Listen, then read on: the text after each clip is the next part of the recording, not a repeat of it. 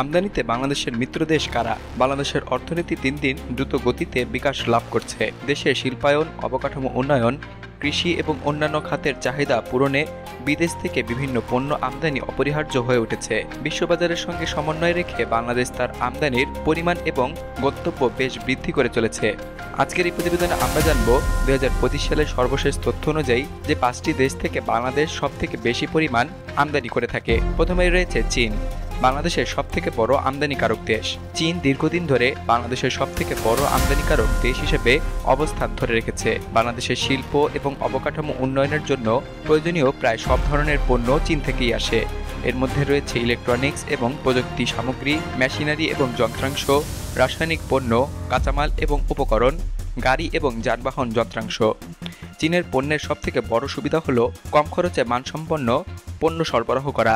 বাংলাদেশের প্রায় 25 থেকে 30% আমদানি এই দেশ থেকেই হয়। চীনের সাথে বাংলাদেশের বাণিজ্যিক সম্পর্ক ক্রমাগত মজবুত হচ্ছে।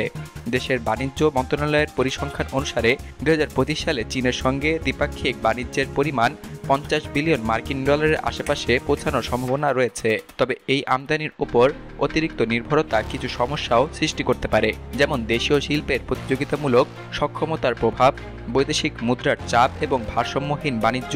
এজন্য বাংলাদেশ সরকার উদ্যোগ নিচ্ছে দেশীয় উৎপাদন এবং প্রযুক্তি উন্নয়নে। এরপরে রয়েছে সংযুক্ত আরব আমিরাত, জ্বালানি এবং পেট্রোকেমিক্যালের প্রধান উৎস। সংযুক্ত আরব আমিরাত বাংলাদেশের তেল এবং জ্বালানি আমদানি ক্ষেত্রে অন্যতম প্রধান সরবরাহকারী। 2025 সালে বাংলাদেশে মোট তেলের আমদানি প্রায় 90% অধিক মূলত মধ্যপ্রাচ্য থেকেই আসছে, যার বড় অংশই সংযুক্ত আরব আমিরাত থেকে। তেলের পাশাপাশি ইউএই থেকে পেট্রোকেমিক্যাল, রাসায়নিক গ্যাস এবং কিছু উচ্চ মূল্যের ইলেকট্রনিক পণ্য আমদানি করা হয়। বাংলাদেশের শিল্প খাত, বিদ্যুৎ উৎপাদন এবং পরিবহন খাতের জন্য সংযুক্ত আরব আমিরাত থেকে আসা তেল এবং গ্যাস অপরিহার্য। মোট আমদানির মধ্যে সংযুক্ত আরব আমিরাতের অংশ প্রায় 10 থেকে 12%। বাণিজ্যিক সহযোগিতায় বাংলাদেশ এবং সংযুক্ত আরব আমিরাতের সম্পর্ক আরও মজবুত করার লক্ষ্যে দ্বিপাক্ষিক উদ্যোগ চলমান রয়েছে। এরপরে রয়েছে ভারত, প্রতিবেশী এবং অর্থনৈতিক অংশীদার। ভারত বাংলাদেশের সবথেকে ঘনিষ্ঠ প্রতিবেশী দেশ।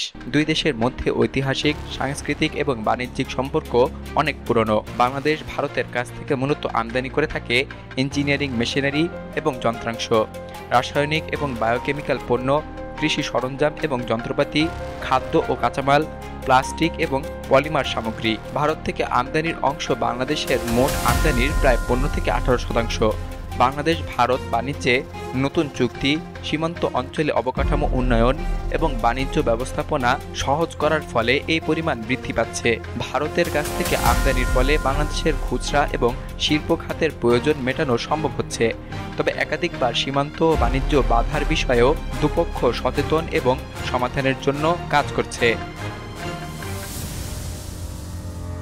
চতুর্থ অবস্থানে রয়েছে সিঙ্গাপুর, প্রযুক্তি এবং আধুনিক যন্ত্রপাতির কেন্দ্রবিন্দু। সিঙ্গাপুর একটি উন্নত অর্থনীতি এবং বাণিজ্য কেন্দ্র, যা বাংলাদেশের উন্নত প্রযুক্তি ও যন্ত্রপাতি সরবরাহ করে থাকে। বাংলাদেশের উন্নত মানের ইলেকট্রনিক্স, বৈদ্যুতিক যন্ত্রপাতি, নির্দিষ্ট শিল্পপণ্য সিঙ্গাপুর থেকেই আমদানি করা হয়। বিশেষ করে বাংলাদেশে ডিজিটালাইজেশন এবং শিল্প আধুনিকায়নের জন্য সিঙ্গাপুরের পণ্য গুরুত্বপূর্ণ ভূমিকা রাখে। 2025 সালে সিঙ্গাপুর থেকে আমদানির পরিমাণ বাংলাদেশের মোট আমদানির প্রায় 5 থেকে 7%। বাংলাদেশ ও সিঙ্গাপুরের মধ্যে বাণিজ্যিক অংশীদারিত্ব দিন দিন বৃদ্ধি পাচ্ছে, বিশেষ করে প্রযুক্তি খাতে। পঞ্চম অবস্থানে রয়েছে দক্ষিণ কোরিয়া, আধুনিক শিল্প এবং ইলেকট্রনিক্স সরবরাহকারী দেশ।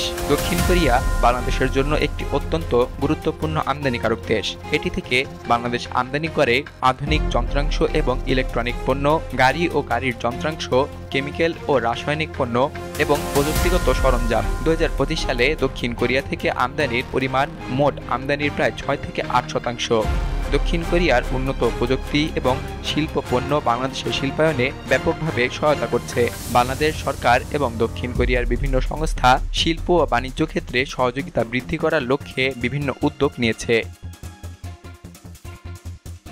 2025 সালে চীন, সংযুক্ত আরব আমিরাত, ভারত, সিঙ্গাপুর এবং দক্ষিণ কোরিয়া হলো বাংলাদেশের শীর্ষ আমদানিকারক মিত্র দেশ। এই দেশগুলো থেকে আসা পণ্য বাংলাদেশের শিল্পায়ন, অবকাঠামো উন্নয়ন এবং ভোক্তা চাহিদা পূরণে অত্যন্ত গুরুত্বপূর্ণ ভূমিকা পালন করছে।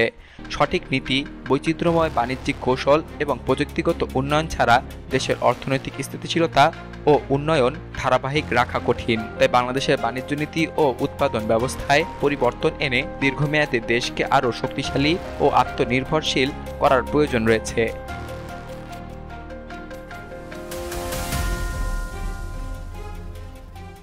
বিলিয়ানুর, নিউজ ডেস্ক, বাংলাদেশ কণ্ঠ, ঢাকা।